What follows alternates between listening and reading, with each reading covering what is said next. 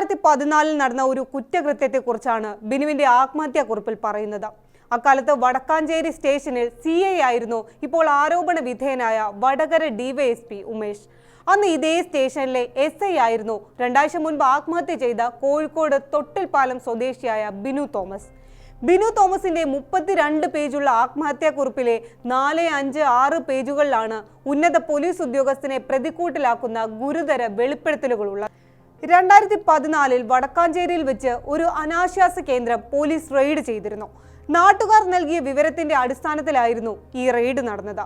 ഈ പരിശോധനയിൽ ഒരു സ്ത്രീയെയും 4 പുരുഷന്മാരെയും പോലീസ് പിടികൂടി. എന്നാൽ ഇത്തരം ഒരു റെയ്ഡ് നടത്തി 5 പേരെ പിടികൂടിയിട്ടും സംഭവത്തിൽ പോലീസ് കേസുകളൊന്നും രജിസ്റ്റർ ചെയ്തില്ല. പകരം പണം വാങ്ങി കേസ് സെറ്റിൽ ചെയ്യുകയായിരുന്നു എന്നാണ് ബിനു തോമസ് വ്യക്തമാക്കുന്നത്. 1 ലക്ഷം രൂപ ഈ സംഘത്തിൽ നിന്ന് ഉമേഷ് കൈപ്പറ്റുകയും ചെയ്തു. ഇതോടൊപ്പം തന്നെയാണ് ഉമേഷിനെ കുരുക്കിലാക്കുന്ന ഗുരുതരമായ ചില വെളിപ്പെടുത്തലും ബിനു തോമസ് നടത്തുന്നത്.